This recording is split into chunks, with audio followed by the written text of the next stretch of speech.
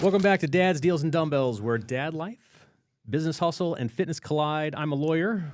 This is Dr. Quill. He's a chiropractor. We both like putting together business deals and toys that our kids ask for, but we know full well they're probably going to play with the box more than the toy. That is very true. Today, we're joined by a guy who literally saves lives and survives dad life. Bobby StayPuft is his F3 name. Dobroski, founder of DobroSkills CPR, and all-around CPR first aid guru.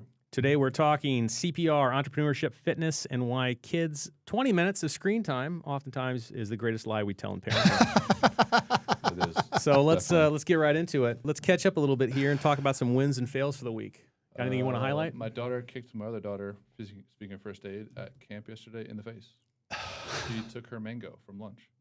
So I feel like a terrible parent, but that's all right. I wasn't there, so I technically wasn't involved, but it's still like I'm trying to teach my kids, like, don't be assholes. Especially when you're like an asshole to your sister, it's kind of hard. You got to really love a mango to kick someone right in the face.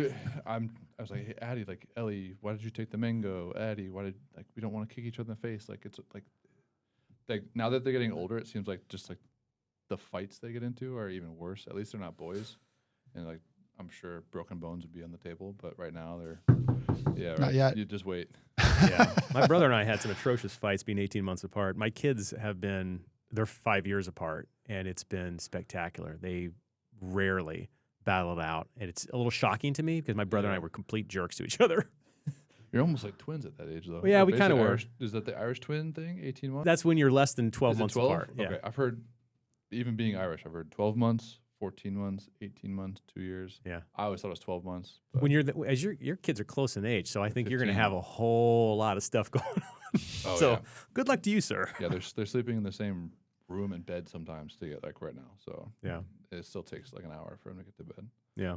I had a win this week, but it wasn't in parenting. It was in business. I've had a real estate deal that I've been invested in since February of last year that should have turned over in September of last year, and it didn't. And really? and if I was advising anybody on this deal as a lawyer, if I was their lawyer, I would have told them to file a lawsuit a long time ago. But finally today, You could have filed your own lawsuit. it was one of these things. Whenever a client tells me this, I tell them that they're lying to themselves and they're wrong. It's not going to work out well. Don't wait. But I honestly believe that this woman was trying hard. She just was naive about a lot of stuff in business and was making some mistakes with the people she was working with. And I didn't think that she was out to take advantage of the situation or to screw it up or what have you. I just thought she was making mistakes. And my belief, I'm sure, was correct. I wound up being profitable, so it's great in retrospect. But A little bit of a weight on the profit. it was quite. That's it almost worked like- out well, but there were my wife was at my throat about it a couple times, deservedly, because I kept getting delayed out, but it did work out. So Good. we got to cash the checks. Well, So, perfect. yeah. Any wins or fails for you this week, Bobby? Well, today, as a matter of fact, we had a big, long day. We went out to the park. We went up to Phillips Park where they had the bookmobile. Sure. And then from there, we went to the Royal Regional Fire Museum. It was a free day. And I was smart. And then we had this podcast planned up. So I was smart enough to pack lunches for everyone, ready to go, and make sure we had everything in the car. Because my wife's like, are we going to be gone the entire day? I'm like, I don't know, but I want to make sure we have everything ready to go. So I had turkey sandwiches, pickles, the EpiPen, waters for everyone, books to give back to the bookmobile, ready to go. So everything was smooth sailing. Smart move. So- Smart move. No Your bumps kids- along the road? Nothing? There's always bumps. We sat I wasn't supposed to sit in the sun, and I sat in the sun. So we had to move from the nice little picnic table to the shade, So of course, and I got the side eye for that. So Oh, well. That's pretty minor. That's not bad. That's Yeah. not the worst. It could definitely be worse. so I was driving around 88, and there was a semi truck that lost all the pipes on 88. So luckily, I was going from Oak Brook to Naperville, Aurora area, and it was going. So we were going west. The eastbound lane was backed up for miles because the entire whatever semi truck had all of their. It was on the news too. yeah, Oh, my yeah. wife already has driving nightmare. She's like, "Oh no, not my worst nightmare," and I'm like, "Oh no, not on Final Destination, Come to Life." That's Coming through the kind of window. like that. So luckily, I avoided that part and wasn't involved in that either. So no bumps. Well, good. Sounds like, for the most part, some wins other than getting kicked in the face. For sure. Yeah, not a fan of that. Oh well. So, all right. So as far as Bobby, we got he's one of my buddies from F3. His F3 nickname is StayPuft. Stay Puff, How yes. did we get the name StayPuft? I almost made it in the Guinness Book of World Records when I was 17 years old. Really? Yeah, for putting the most marshmallows in my mouth. So, all right, so here's the story. So the story is that it's homecoming games, 1998, Maine West High School in Des Plaines. Okay. So my I hometown. used to live there. All right, and it's homecoming Friday, and we have the games in the gym, and I'm a senior. None of the seniors have won any of the games, right? Yep. And it's up to me, and it's a marshmallow stuffing contest, and not the mini marshmallows. These are the big old ones. And I kind of was preparing this the whole week, so just squishing. I was prepping. I was training for this, and I wasn't at that time. I was not an athletic person at the time. Were you eating the marshmallows or just putting them in your mouth? I was spit them out? stuffing them in my mouth and not swallowing. So again, not the best first aid thing to do in the world. And there's a reason why I never tried to get in there officially. Yeah. And then I had 2 football players behind me and said, if you don't win this, we're going to meet you out and back. So I'm like, motivation. Okay. So then I take the marshmallow, I squish it, and I put it, I find every single corner. And then someone from the local paper took my picture and put it in the local Des Plaines paper. And I sent that into Guinness Book of World Records. And they're like, do you want to do it again? And I almost did it to make it official, but I was working with kids at the time, and someone in that school district died playing Chubby Bunny. And Chubby Bunny is a different game where you take a marshmallow, put it in your mouth, say Chubby Bunny, and you keep playing until you can't say Chubby Bunny. Yep. And a girl at another school event choked on marshmallows. Yeah. So I'm like, me being a role model probably shouldn't do it. I'm just gonna keep that story in my back pocket for my kids or when I'm an adult and see how that's going to last me. So that, and then when I joined F3, the new Ghostbuster movie was coming back out into movie theaters, so it was fresh in everyone's mind. So I told that, they're like, StayPuft. I'm like, that works okay, that works for me. So have the name. It was like a CPR thing, like. No, it wasn't. It wasn't a CPR thing. So okay. So in addition to having an athletic prowess that allows you to shove a lot of marshmallows in your face, yes. Let's talk about where you came from, how you got here. Yeah. So so my wife drove me to the studio today. If that's how you're asking, it's a solid dad joke. Solid dad joke right there. So we actually haven't had a lot of those on the podcast. Let's not. Well, we did a day. We did a day where I did a couple. Yeah. We're going to do one day. Dad, I'm bored. Nice to meet you, bored. Let's start off with what do you do right now? So right now, I own my own CPR training business, CPR first aid business called DobroSkills CPR. So named it after my last name, Dobroski, and skills because I thought it was being funny, DobroSkills. Yep. So that's how I got the name. I started as a CPR instructor because I was a former early childhood administrator for a big childcare corporation, and I was teaching CPR to all the teachers at all their schools. Then I was an administrator in downtown Chicago. I had to take the train downtown to work all the time, and my wife and I, we just had our first child. And she is a District 204 teacher, first-time child, and we're like, okay, we're trying to find childcare. And at the time, we had to go to a different childcare system, so I was going to pay full price for it. And I left my wife at 4 a.m. because I like leaving, working out, and coming back home, ready to go. I leave her in the same chair. Like, oh, I see you guys in the same chair, same position. And she just starts bawling. And like, Bobby, I want you to stay home. Like, okay, so we sit down, we do the math. And this is like, if I'm going to have to give official 4-week notice, at least I'd like to give a month notice to my employer and stay in good graces. And she has to return in 4 weeks. We have to decide this weekend. So we look at all the finances. We talk to all of our mentors, and we're like, okay, if we stay at my current job, we're only making an additional $400 for the bills. Because the rest of it's going to childcare because childcare is $2,200. It's super expensive. This was 2019. This is 2019. So it was $2,200 for an infant 5 days a week. I know that because I manage tuition for childcare centers, and we're like, all right, what are we going to do the extra $400? We're like, well, why not? I stay at home and I find a part-time job. So I found a company that was willing to kind of hire me as an Uber driver. So I told them my hours, and I said, okay, on this Saturday, go to this hotel. We're going to send you the people. So I did that for a couple of years, right to the start of COVID. COVID slowed down a bit. And I was still kept in good graces with, and I kind of still kept part-time employment with the childcare that I was working with. So I still had that part-time gig going on. I eventually just fully left the childcare center because of COVID. Everything was happening. Still doing the CPR thing, but my friends were like, hey, we need you to teach CPR again. Come back to our center. And I can only teach through this one company. Yeah. I went to the company. I said, hey, my friends want me to come back. I'm going to bring you all these centers. We're going to be teaching a lot. Can you cut me in? Can you give them a discount? They said no. And I'm like, well, why do I need you?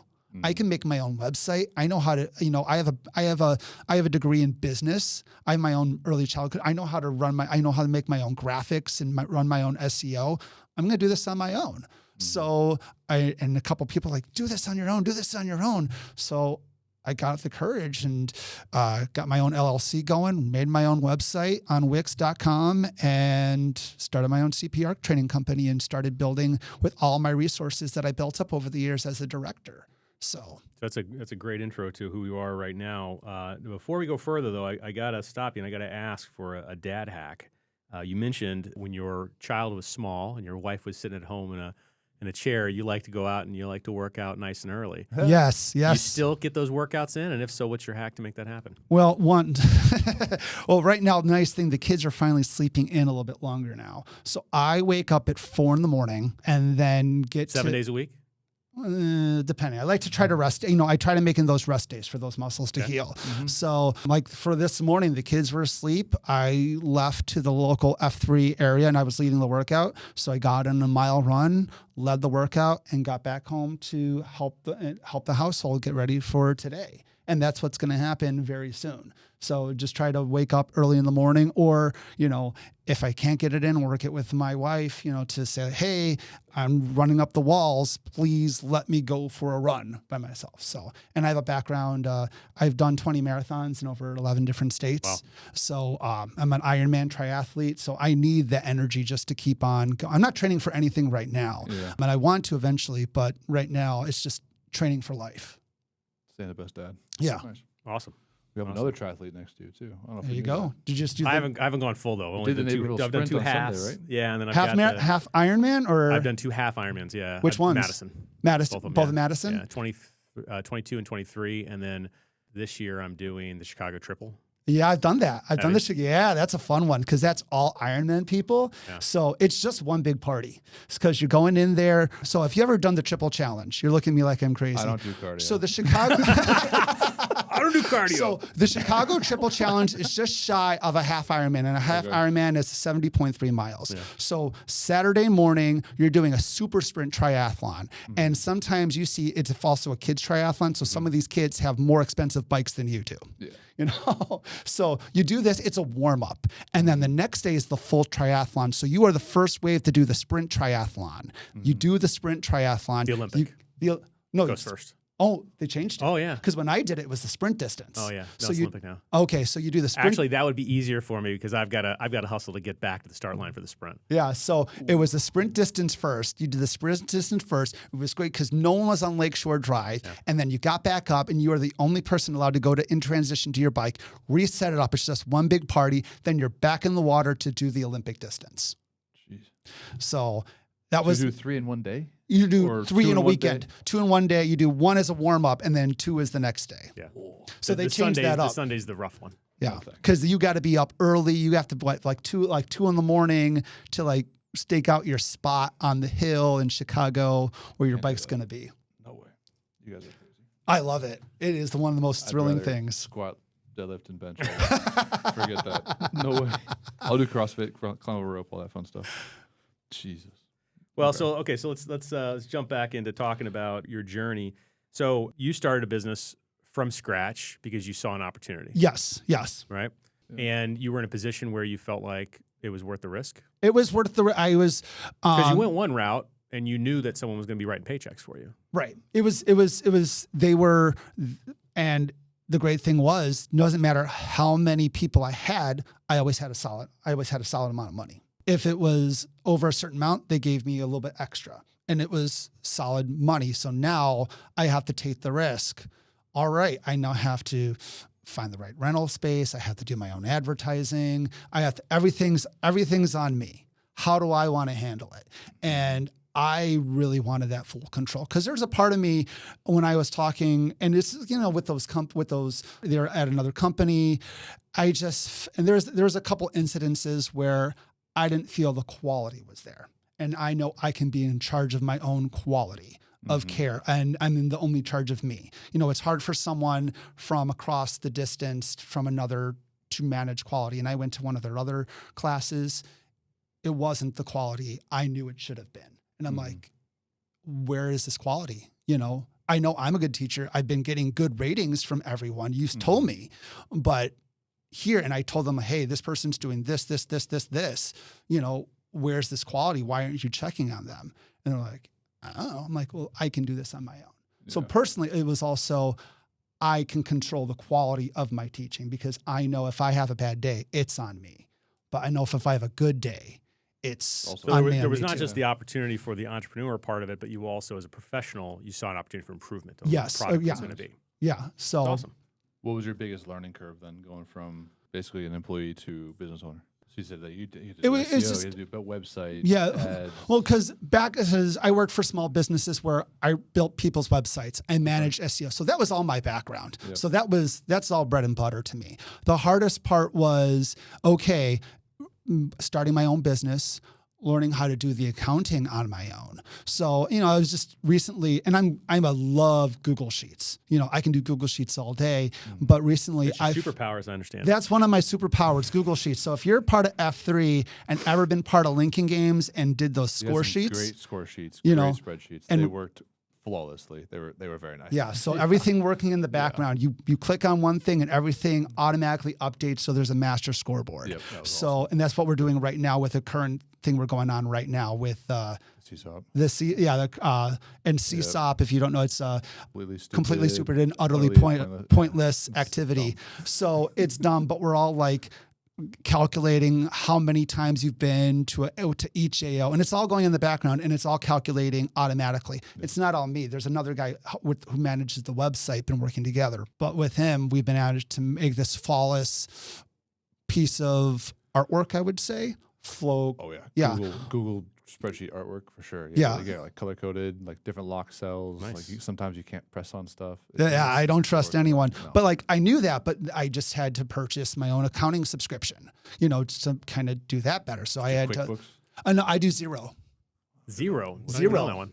So a reason I love Xero is because you can scan. I mean, and I know they all have these scanning, but they had this great scanning app, and it was less expensive than QuickBooks. So it was less expensive. It kind of met my needs. So I had a great scanning app where I can scan the receipts and goes right to the right into my software. Spreadsheets. Yeah, right, and it's all online.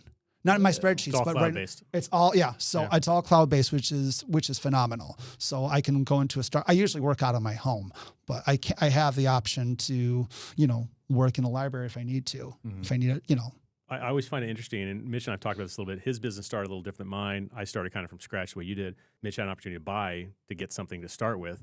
A lot of people can't conceptualize what it's really like to start a business. So, and if you don't want to answer, you don't have to. But when you started your business up, how much capital did you have to put in? Well, my wife and I, we put in our own capital because we had to.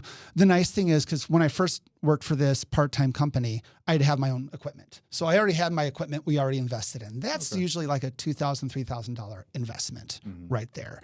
And then after that, you're investing in this SEO, the SEO advertising. Sure. And I'm an American Red Cross training provider. So through them, I pay a fee per class. So instead of me going to Google to pay for my SEO, because most people, when you Google CPR near me, what's one of the first things that comes up? Yeah. American Red Cross comes up. So they go to the Red Cross website for that high level, and then you search within the Red Cross. My classes will show up. So near Aurora, then my classes will show up. Worth every penny, right? Worth every penny. Yeah. So my thing as an entrepreneur is like, what location works best? What times work best? With also me managing being a dad and my wife's schedule, because recently my wife just finished she's working on her second master's right now. Right. So I had to purposely decrease my overall classes and figure out what days are going to hit the most. And I'm going to make the most, per dollar. And then if a private training opportunity comes along, can I make sure I can handle it too, while also managing my other responsibilities without impending on my wife and my kids. So a lot of juggling there. It sounds like do we want to plug your next classes, or should we wait on that? Since we're talking about when your classes are. Well, my next, also I have a couple classes coming up. So I have on September 6th, I believe on my list. So September 6th, I have a babysitter class for kids ages 11 to 16 years old. I took that when I was a kid. So, and they just updated the material. Okay. So you're not learning stuff from the 80s or late 90s. This is about cutting edge, talking about even being an entrepreneur for a babysitter. Yes. So they talk about working with your parents, going into their networks, talking about, okay, what are you comfortable? Are you comfortable watching multiple kids? One kid? What age group? Are you able to kids with special needs? Make them actually focus on how they're going to market themselves, and who their client's going to be. And how are you going to make your own website, stuff like. So it talks about that within the class. Diaper changing experience. Diaper changing. So we get out the babies. I have diapers. We practice diapering. We practice feeding. We practice holding. Poop? What? No, we don't do poo. I mean, we practice. So I have wipes, so they're practicing wiping, but I don't put anything in it. And then that afternoon, they join my full CPR class. So they get the full CPR first aid training with anyone else. So that's something how I've been able to maximize my profits. So it's always, I can get a little bit class in one, a little bit in another. So if I can max out 12 total in my class, if I get 6 kids in one class and I only get 6 kids in my CPR class, I have a full class of 12 right there. So that maximizes my classroom. That's nice. So, and I have a relationship with the Fire Museum where we just finished teaching. I became an instructor trainer last year, so I can train people to become instructors. Okay.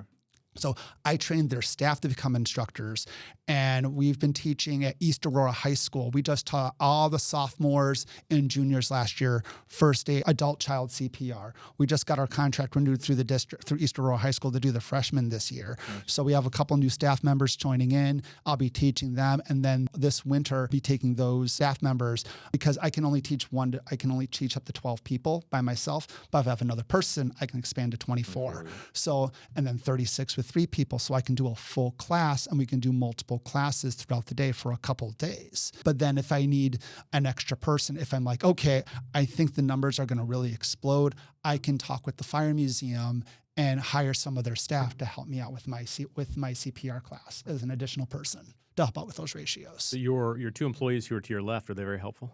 Oh, yes. So my 2 employees. So I have, well, I should say 2 out of the 3. We got to make sure they're still on camera. So they're still on camera. So okay. I have Preston Mannequin. This is my water bottle. It just fell to the side. And his infant son, Preston Jr. Preston Jr. And then with the child, I just added 4 childs to my inventory. Okay. For the babysitter purposes. Okay. So, because when I teach adult pediatric CPR, I teach full adults, and then we just have to review child CPR because they're CPR for adults and children. They're just so similar. I just have to talk about the similarities. Or I have the option to do the child over the adult. So for those babysitters, because they might not be strong enough sometimes, I bring out the child mannequins for the babysitters, and I have the adults for the adult mannequins. I should have asked this earlier, but the babysitting classes that you teach, is there an age? I said that. So 11 to 16. Oh, 11 to 16. So okay. 11 to 16, and if someone's, I have a neighbor, they have like on the edge, they're 10 and a half. They're real mature. And I'm like, look, if they're mature, they can be part of the class. They can interact, then just wait 6 months to apply. You can wait 6 months to apply, or you could, if you think they're mature enough, they can be part of the training. Nice. So. Okay. Nice. Very nice. I remember how old I did that, because I'm the oldest of 4 kids. They're 5 years older than me. I remember babysitting them all the time, and then same thing. Like my parents' network when I was a kid, like, hey, you want to babysit? I'm like, sure, yeah, no problem. Yeah. And I never did, thankfully, never had to use any of this stuff, but I still remember it too with my kids. Yeah. I definitely had to use it once or twice. When it comes to first aid and when it comes to children, I always tell, even when I was a teacher, it's always about prevention. Because the first chain of the cardiac chain of events when it comes to children is prevention, making sure things are cut, making sure food's cut up, making sure walls are plugged up, making sure there's proper supervision, because generally that stuff with children, the traumatic injuries, that leads to, the breathing emergencies, those lead to cardiac arrest. If you can prevent those from happening, you're not likely going to need the CPR. For sure. Funny you say that, actually, because that's exactly how I wound up having to do and we can't call it Heimlich. I've learned that. Thrust. I'm Abdominal not allowed to call it Heimlich. I call it abdominal thrust. So I teach 5 back blows and 5 abdominal thrusts. Okay. So what did you do? I was babysitting, I was 12, I think, and I was babysitting a friend of mine's, my parents' friend's child, and they had gotten him a hot dog for dinner, and they had just left, and I don't know, been gone for maybe 20 minutes or so, and he's eating the hot dog, and I look over, and all of a sudden I realize he's choking. Yeah. I want to say he was around 2 or so, and I'm not going to instruct on how I did it just in case I tell the wrong thing, but I'll let you instruct on, what do you recommend in that situation? I will tell you I have a story. So can I bring up my child? Yeah. Dad had. I saved my kid, by the way, just so So everyone knows. I saved my kid too. You're not So kidding. Super good. my 2-year, so it was me and my youngest one. So he's 2 years old. It's just me and him. And we're just eating together at the dinner table. And he's just, chowing, first solid foods. He's just chewing down foods. Then all of a sudden, he looks at me with this red in the face, like there's death in his eyes, and he's not making any noise. That's when you know someone's choking. So and he's in a high chair. And what I teach is first back blows and abdominal thrusts. So you always start with back blows first. So I loosened up his straps. Went behind him, took him by went underneath his arm, grabbed his shoulder. So if you guys are watching me on video, went underneath, loosened the straps, bent him over. 1, 2, coughs it up, looks at me. Didn't skip a beat. Didn't skip a beat. And then one day I was teaching CPR, just checking in my wife said, all right, your son just choked on a chicken nugget and I just had to do back blows on him. He's okay now. I'm like, all right, good job, Mom. Yeah, it works. It works. Twice, the same kid? No, this is the older one. He was trying to eat a whole chicken nugget. And I'm like, oh, and now you know to chew. Chew, yeah, my son's Chew done and it a couple times. yeah. So Now, so I have to ask then, because with adults, because I had to do it a second time for an adult, do you recommend the back blows to start with? Yep. Oh, you do? Okay. You do start Let me with do back that. blows. So you go underneath the arm, Okay. bend them over as far as you're able to go, and with the heel of your hand between the shoulder blades, 5 firm back blows. Interesting. Okay. So, and then if that doesn't work, you go behind them, and assuming you can reach their arms around them, you do the abdominal thrusts. If they're pregnant Heimlich. or too large to reach around, you go to their Yeah. chest and you pull straight in. Yeah. Yeah. Okay. That And makes that's a lot when of What sense did to you me. do, Joe? So I was at Honey Jam, actually. Okay. It was a chamber thing, and somebody comes in and says, there's a woman choking in the bathroom. Another chamber member was there who's a retired nurse, and she gets up, she goes in there. And I sat there for a second. I'm like, I think I should go in there. And so I get up and I go in, and she's on the floor with her and trying to get it out. And this woman had fallen down, and she's not getting anywhere. I'm like, let me give it a shot. And I picked her up and I stood her up, and I started from the back, with the abdominal thrusts, Heimlich. And I think it took, and it was hard to get around her actually. Yeah. I wound up getting it out. It took maybe 4 or 5 times. So when they're on the ground unconscious, that's when that's when you start CPR. Yeah. So what you're doing is then And she wasn't unconscious. She wasn't thankfully. unconscious. She was still just- conscious. Yeah, I don't know why she was on the ground. I have no idea. I Okay. think she fell down before I got in there. Yeah. So if they're unconscious, you change it over to CPR, and then after your compressions, but before if you're doing full CPR, before you do breaths, you look inside their mouth to see if the chest compresses it up. Your compressions push it up, and if you see the object, you sweep with it with your index finger, pinky finger for younger children and infants, and then you attempt your 2 breaths, assuming you're giving full Do you want to roll CPR. them on the side at all? No, To get it to no, pop out? because the idea is it's either going up this way Or or it's it's going going down that way. Okay. You're just trying to clear their airway. Got it. That's your goal. That's your whole goal. And then you get an AED, and I teach my lay responders. You get your AED right away in case you need it. So and you get it on there. So Tell us, in the event that somebody is on the ground, what do you do then? so someone is on the ground and they're unconscious. You're starting CPR. So what you're doing is you're doing your 30 compressions, and after your 30 compressions, you're going to look inside. And this is assuming you're doing full CPR. 30 compressions, 2 breaths. So after your 30 compressions, but before your first breath, you look inside their mouth to see if the object came up. And only if you see it, you sweep for it. It's index finger for older children, for adults and older children, pinky finger for adults. And only if you sweep, pinky finger. And then you attempt 2 breaths because your job is to get the object dislodged. So either it's going, so you're either going up this way or going down this way. If it goes into a lung, let the surgeon remove it later. Your job is just clearing out the lungs, get the lungs to open up and let the more advanced person you're waiting for the advanced personnel to get there. So, and the reason I'm so passionate about first aid. So there's a big report on the Red Cross website. It takes about 7 minutes on average for an ambulance to get to someone where they're at. People start having brain death within 4 to 6 minutes. So when you're teaching lay responder first aid, you are the first responder. You're making sure people are getting oxygen to their brain until that more advanced personnel take over. So you are keeping that person alive. And studies have shown people that have out of hospital cardiac CPR have better chances of walking out. Like 70% or it's something like that. I have a whole bunch of stats on there, but with a combination of full CPR and use of an AED when someone's in cardiac arrest, their chances survive. And every minute CPR and the use of an AED is delayed, their chances decrease. Yeah. Well, clearly this is something where it's one of these, it's a class. It is, by the way, how many classes are we talking about? Is it 1 class? Is it 2 classes? So series of classes? So the standard CPR program, the adult pediatric first aid CPR program, it's blended learning now. So you do all the boring stuff online and it's self-paced. If you're really good with computers, you're familiar with the material, 30 minutes.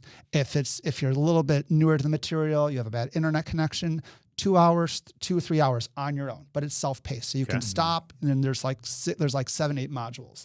Then you come into the instructor part where it's a 2.5-hour course where we're reviewing the skills, making sure you do it correctly. Then I give you a scenario where you're putting it all together. Yeah. So less than a half a day can teach you some skills. It can literally save a life. Right. And it's good. And the certification's good for 2 years and everything's electronic now. So as soon as I process the certificate, you get an email with your Red Cross certificate and you lose that email. You go to redcross.org, put in the name and email that you registered with. That certificate follows you. Oh, nice. Nice. Always there. Nice. So let's talk a little bit about the entrepreneur end of things. I kind of want to go back to this because this is, it was one of the big parts of our show. So you decided you saw an opportunity, you want to start the business, you had a passion for this and knew you could improve it. Yeah. Tell us about some of the challenges that you had getting it started. Because I'm assuming you didn't just, deposit a couple of dollars and start ringing the cash register. No. So Took a little work. The challenges are first, you have to find the right place.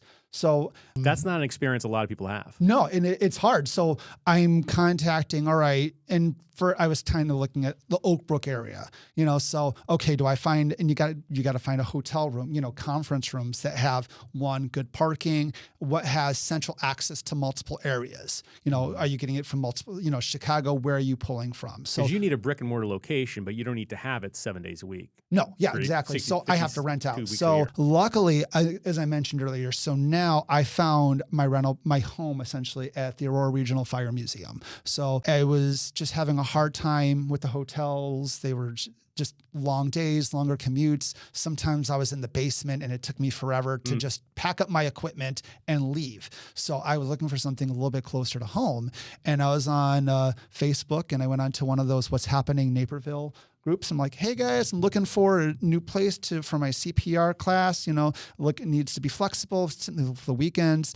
And then the executive director messaged me, said I'm the executive director to the fire museum. I'm like, okay. So after I made sure it was legit, because it's Facebook. Yeah. Sure. So I made sure he was, you get a lot of stuff, but made sure, I'm like, okay, let me visit the museum. And it was Chris Kingle Market at that time. So my son and I went in as patrons to look at the fire museum. And a lot of people, what I always hear in my own experience, oh, it's always been here. I've never been in it, or I've never known this place exists. Yeah. So we go in there. They have a nice kids area. They have all these old school fire truck apparatuses, whole fire history. We go in there, we enjoy it. I see the theater, and it's a big, beautiful movie theater that they renovated because this was the original firehouse in downtown Aurora that they've converted. Cool. So there's a state-of-the-art theater, and I'm like, and it's 15 minutes away from home. They're giving me a good deal.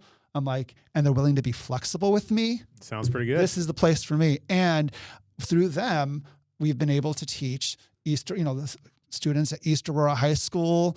And, I'm kind of using my entrepreneur schools because I just love helping out.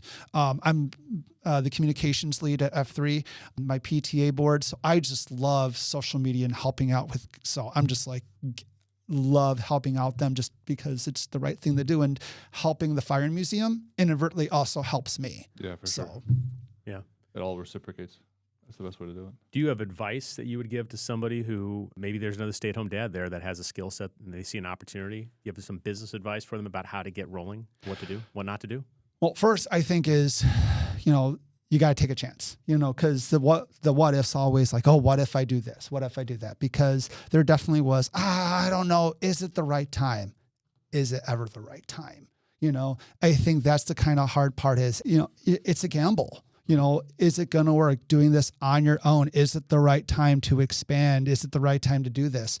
You really don't know. You can do the best you can, like, okay, know your market and do the most, and try to reduce that risk as much as possible. But make sure, have a passion for it, own your stuff, and make sure you really know, you have a passion for it, because it's me on the line. If I have business, I have to work harder to make sure I'm getting those students in my classes, and making sure when I go teach a class, hoping, a person from a company is there, then they're going to have me come back to their company and teach all their employees. Because that's my goal, is to have a high quality class. So then they want me to come visit them. Yep. Nice. That works perfect. So what is your official dad hack? My official dad hack was being the last one to have kids. So normally with the dad hack, it's something that you could just do. No, but this is one that's like a long one. It's a long-term planning. one. It is family planning, but my wife and I, we were the last ones of all of our friends to get married. And we were the last ones to have young, kids. So all of our friends, they have kids already in grade school, going into high school, or just a little bit older than us. So then, oh, you need this? They give us these clothes. Oh, you need these toys? We got these toys. So now we have every single Paw Patrol and Batman toy. And I don't have to worry about going to XYZ place, so we've been very fortunate, at that stage to have, with our cousins, to receive this stuff and then, pack it up nicely and then give it back. So we've had to buy very little of our own toys. And, I know it's not the best dad hack, but it's something I felt like has really, if you're a planner and you can think ahead, that's a good one. That's kind of my dad hack. So in short, we just need to make sure that this podcast reaches out to the dads who are not yet dads. Yeah. We want to change it up. Future dads, deals and bumbles. Yeah. There you go. Or just the Facebook Marketplace is your best friend. Yeah. Because grandma gave me an old bike recently, a kid's bike.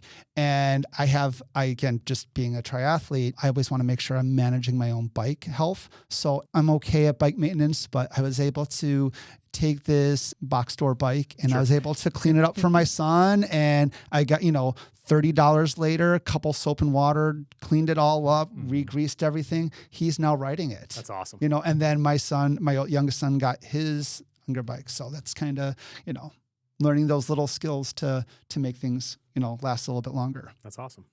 That works perfect. I like the hack. So there's your real hack. There's your real hack is a dead hack. And making the lunches beforehand, which I still have yet to do. I did make the lunches yesterday at 5 a.m. when I woke up, as opposed to 7 o'clock when we're trying to walk out the door. So I usually take the hack a little bit. There's a whole routine. I get home from F3, make sure it's home by 6:30. All right, I'm waking everyone up. Make sure I'm at least smelling nicely, and all right, guys, get everyone up and make sure I'm making everyone's lunches, and I have my alarm clock ready to go. All right, 7:05, bus is coming in 10 minutes. Are you waking your wife up to kick her out the door? I 'Cause I would get murdered if I I don't did want to this. get my face turned off. I love my wife. No, I let her, I'm like, I'm here, do you need anything? morning, sweetie. Here's your It's like, all right, coffee. you're already taking your shower. Okay, good. All right. I'm going to just do my thing. So, Okay. and just making sure if I'm going to be late, she's well aware of it. So I will tell you, one of the challenges that I have found is that as my kids have gotten further in school, my daughter is getting ready to go into her junior year. She has to leave the house at about 6:30 in the morning. yeah. So because I do the morning workouts as well, but trying to get back from working out and then get her off to school because I want to be there. Yeah, yeah. She eats breakfast and what have you. It's a challenge because keeps getting pushed further and further forward. Yeah, it's You'll be all there. that. Yeah, You'll no, be there. eventually, yeah. So once both boys are in school, so full school, because the first one's a first grade, the other one, he's in half day preschool. So Nice. Exciting times for sure. One more left to go into preschool. yeah. Oh, one more for you. Yeah. One more for me would be good. Can't wait. All right. So as far as you had another upcoming class though. Yeah, so I have the babysitter class and the pediatric CPR. That's on the 6th. And then I have a basic life support class coming up in September on a Saturday. And then I also have you can become an instructor yourself. And that's on Sunday the 21st. And this is all at the Aurora Regional Fire Museum. Do you post like a calendar of Yeah, what you have coming so up? all my everything's on my website at DobroSkills CPR.com. And if you spell it out for people. DobroSkills CPR.com. Got it. And if you go look up Aurora CPR, usually I'm one of the first people to show up because I have like 50 5-star reviews. Nice. It's awesome. So, Is that something you're asking for after every? at the every end of class? every class, I'm very honest with them. I tell them, thank you for participating. You're going to get an email from my website. If you want to give me anonymous feedback, there's a Google survey that if you want to give me anonymous feedback. If you want to berate me on social media, 1-star review if I did a horrible job, 5-star review if I did a great job. If you want to talk to my supervisor, I will give you my wife's email and phone number. There you go. So that got everyone laughing, but Yeah. then I get some genuine 5-star reviews and people like saying like he was very detailed, and that's what I like. I like being detailed and making sure I ask Detailed to questions. Know your stuff. Yeah. Yep. We could literally do an entire show on Google reviews, how to get them, what not to do. Yeah. We value them in our office to the point where when an attorney gets a 5-star review, I give them a little bonus because it makes a difference. Yeah. It's a Just huge like a bump. negative review is a real pain. And it's a real pain for us because we can't even respond to it half the time because of ethical rules. But yeah, make it as easy on people as possible. Yeah, so I give them the link and I say, if you want to, great, but please be honest. And everyone's been honest enough to give me 5 stars. So and now I've been in business long enough. I have repeat customers. It's awesome. Yeah, and and if I see a company bringing them in, just they can't have me come in on site. I go up to them say, hey. I have a relationship with Feed My Starving Children in Aurora. Mm-hmm. I noticed they were sending all their employees to me. And I'm like, why aren't you having me come in? It's like, oh, it's hard for me. It's hard for them to get together. So I just call them up. I'm like, hey, let me give you an automatic discount.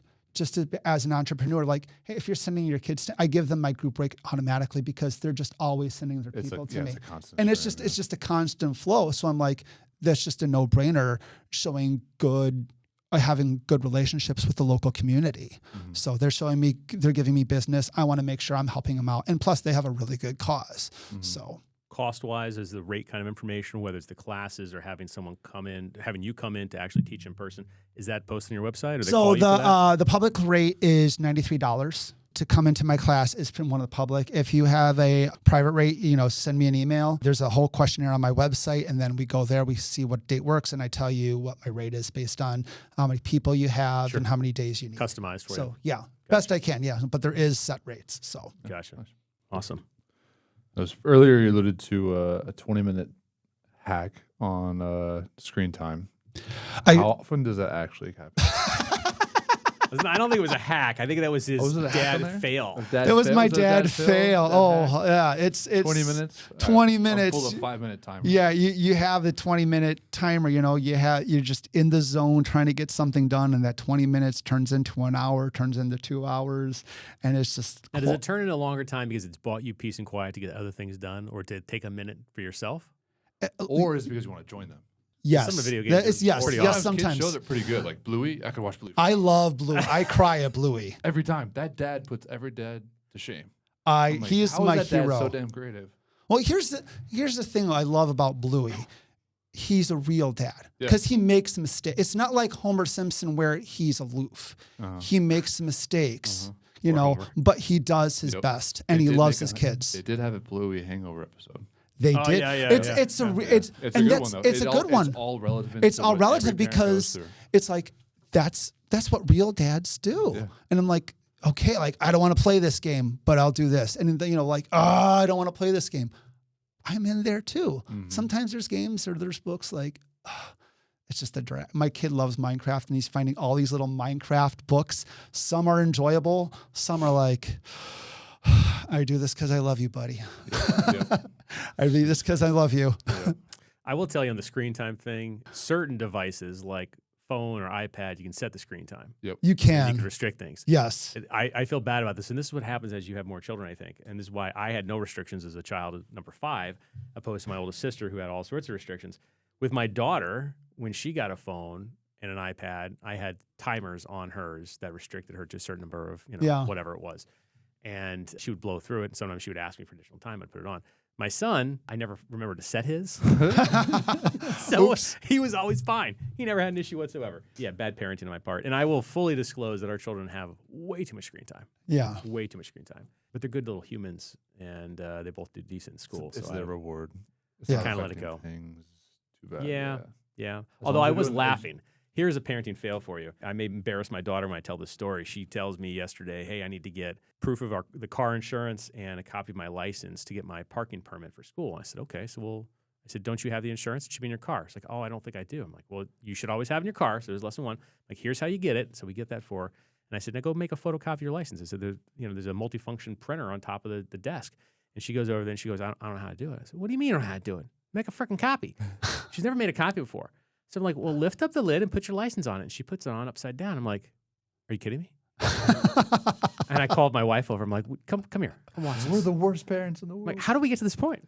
Well, that's a She's never had to. She's never had to. It's a technology. It's a learning curve. Right. She's more likely to take a screenshot of her phone. So I gave her a hard I gave her a hard time about it, and that's exactly right. That's exactly what she would have done. But there's all these little things that kids don't necessarily learn because they don't have to do it, or it's not how they normally use technology. Or the technology's passed over. Yeah. Well, and she said to me, fair enough. She goes, I don't understand why they want to print copies of this stuff. We could do it all electronically. I could show it to them, and they could have the digital files. I'm like, I don't disagree with you, but as a school district. Yeah, there's something I could that's a whole different thing about plus having hard copies are good. Plus digital can be hacked and deleted. Yeah, there's all sorts of give and takes. Yeah, so like I think the first time when you took your son to see Spider-Man or Superman, you said first time I took how old was he? I took him 6.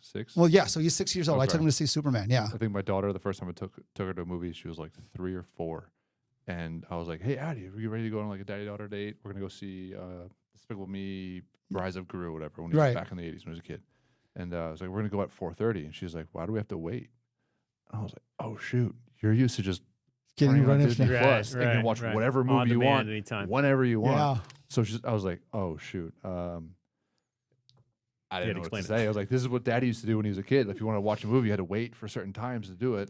And then, or you never knew when it was on. Or you never knew it was on. Or that was if it was on TV. Yeah. And then there's the at least with now you can like book your seats ahead of time. So no one comes and takes it. You don't have to wait in line.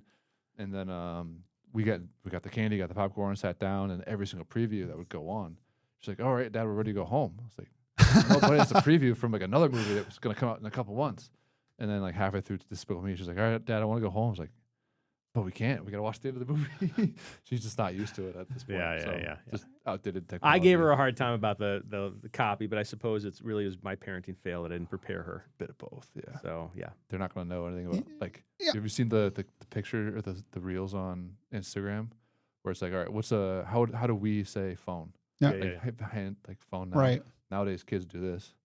Because they don't have the receiver. I got to say, of all those, though, the funniest one by far is one that they wouldn't know, and that's when you put them in front of a landline phone that's a rotary dial phone and you try to have them dial it. Those are brilliant videos. I would love to do that to my kids. It'd be fantastic. You got to find one now. You got to find one. You can't find a it's everything is we don't have digital now. So, and who needs phone? Because who's remembering phone? You barely remember phone numbers now too. Yeah. Right. So I want to make them remember those just in case. Yeah. So let's jump over to Quill's Corner and get some helpful information from the good doctor today. So this morning, so part of F3 right now, it's pure led in a rotating fashion. So, and for me, I signed up for 2 workouts this week. And yesterday I was supposed to do a workout. Didn't know it, but there's like this ghost flag from basically, I think There's I again think the of it like seesaw. I think part of the pointless thing we're doing right now is someone can take the flag and come and take your cue, your workout. So I had this great workout planned in downtown Naperville. I was going to do like a knee health workout. And I almost went to this workout, by the way, You're too. smart So that you didn't, because everyone showed up thinking, oh, it's gonna be nice, low impact, nice and easy. One guy was like, it was supply chain. Oh, supply chain showed was up? like, hey, should I wear like real shoes? I mean, he showed up in flip flops because this was yoga. I said, bring a yoga mat, and I was like, no, you're fine. And he's like, I'll just go get some shoes on. He came with Hey Dudes on after. So we were running up and down the hill at Naperville Central, like that hill across Naperville Central. Yeah. I think it was Rotary Hill. We were running up and down there doing like sprints on the because hill. Bulldog stole your flag. Stole So the now you cue. have the ghost flag. So I have the ghost flag, but I was going to do this nice knee health workout with knees over toes, teaching like, hey, getting your knee over your toe is a good thing, especially if you're a runner, triathlete, an endurance person. You want to keep those knees nice and healthy. So obviously you wanted to get your endurance in, but doing some slow, controlled time under tension, quad strengthening things and knee health stuff is super important. So I had to redo my workout yesterday to today, because today I was going to do a low back one. But today I did knees, so next week I'll do low back. But today we did knees, so we were doing backwards walking up the hill, again, getting some eccentric loading on the quads. Yeah. We did some called ATG squats, called astergrass squats, where split squats, so a deep lunge, but instead of your hips going up and down like a lunge, your hips kind of come forward and back, using that quad muscle more as opposed to your glutes. And you're really trying to get that knee over your toes to get in one of those stronger positions, because you want to be able to strong in all ranges of motion. Yeah. To keep those knees nice and healthy. And then we did some single leg RDLs to strengthen the hamstrings. And right at the end, someone was like, "What do you think about Nordic hamstring curls?" Like, so if like sprinters are really big with Nordics. I was like, "Well, I'm doing that one next," and nobody could do one. They're pretty hard. Have you done those? What are I they? have no idea what it Oh is. my goodness. Okay. So you're basically kneeling down. You have your feet locked in. Ideally, they make a specific machine, like a GHD machine or Nordic hamstring curl machine. Okay. And then, but I had someone. Oh, is that basically when you're like, kneeling. you're pushing it down on the Nordic? Nope. No. So you're standing, you're kneeling down, put your knee on the yoga pad. I had someone holding the ankles down so that you had to lower your entire body weight down towards the floor and come back up. So a lot of people were getting to like maybe 80 degrees, 70 degrees, and just popping down. And then you have to bring yourself back up. So I want to see if I can do that. I think I want to see if I can do that, because I have a good yoga. I think I'm a pretty strong yoga person. You might be able to. I want to It's see. something you Maybe wanna not. train for. Maybe it seems harder. I'm like, I want to try it out. Yeah. No one could do it. I could barely do it, but it was a good one. All right, so outstanding tip there. Appreciate that. Do you have a Joe's judgments? I was actually just sitting here thinking about it, and I think probably what I wanted to comment on was every so often I hear somebody say something along the lines of, I can't do that, or I don't want to do that because I'm worried about getting sued. And your contribution in particular, maybe I'll let you talk about it, but we can talk about the legal implications and whether or not people should be concerned about helping someone out with their emergency situation. So, and I tell people, so again, that's one of the things that we talk about. Okay. So check, call, care. So part of the check, after you check the scene, you make sure it's safe. If the person is an adult and they're unconscious, consent's implied. That's what I teach them, because if the law assumes that if they are conscious, they would say yes to your help. They're unconscious. Save my life, please. Save my life, please. Any reasonable person would say that. Yeah. If it's a child and there's no guardian or adult present and their life is in danger, consent is implied. If the adult is awake and they're coherent and they say no to your help, you cannot help them. Mm-hmm. So like if someone's choking, let's say in the bathroom, if the lady, if she was like pushing you away, you can't do anything until she falls unconscious to the ground. You can send someone to go call EMS and keep begging till they say yes. Mm-hmm. But until they say yes or fall unconscious, you can't help them. Yeah. So that's the law I teach. Yeah. So that's how I teach it, until they say yes or they're unconscious. Okay. And if it's a child, you have to ask the guardian until they say yes. So I always teach people, when you go up to someone, and this has happened to me. My name's Bobby. I'm trained in first aid CPR. Can I help you? I've done that to a couple F3 guys who were hurt. They're like, "Are you nuts?" I'm like, "No, my name is Bobby. I'm trained in first aid. Can I help you?" Till I hear them say yes, then I go in and help them. Mm-hmm. So I've done that I was at a soccer game where a kid got rock through his head, and he's with his mom. And one of the F3 dads comes, hey, StayPuft, come on over here. And I go up to her. I'm like, hey, my name's Bobby. I'm trained in first aid. Can I help you? And she's like looking at this guy. She's like, he knows what he's doing. Trust him. It's like, oh, she's like, yes. So then I got an ice pack and I just wrapped him. And I'm like, okay, let's sit. You're already doing the right thing. Let's just kind of, get an ice pack on you. Let's keep it on there. And, I'm gonna go a step further. You're not the typical person who necessarily would come up in that situation because of the amount of training that you have. Right. Yeah. So no, but you are fantastic. Would do it by the book, and I think that would be very easy. I think a lot of people would be very hesitant. Maybe they've had one class, maybe they haven't had any classes, but they think that they can help. Like I never got certified. I will tell you, my training came from like 6th grade, I think, but I wanted to help. And from a legal perspective, the worry about getting sued is minimal. There are protections that are in place to help under the Good Samaritan laws. That was a Good Samaritan. Yeah. Yeah. So, when I hear people give reasons to not help in an emergency situation, I cringe because they were like, oh, a lawyer will come sue you. The likelihood of you getting sued and helping in an emergency situation like that is extremely low. Plus, there's also probably 10 more good lawyers that would come in and save your ass. And 100%. There's probably 100%. two. Even when giving CPR, the understanding is you're going to break the ribs. You have to. You're going to break their ribs. Yeah. You're going to If save you're their doing life. it wrong, you won't. Yeah. And that sound like if you're breaking your rib, you're essentially doing it right, but you're saving their life. What's better, so Dead or a broken rib. dead or broken ribs, Kind of like the whole and thing. Like, that's why Darnell defensive Hamlin, player. that football player, because he had effective CPR, his lungs were punctured because of the CPR. Oh, really? But he's alive because they got CPR and an AED to him right away. Good. And he's young enough; he was able to just survive that. Yeah. So That was scary. Yeah. For sure. Awesome. Did they decide what that was?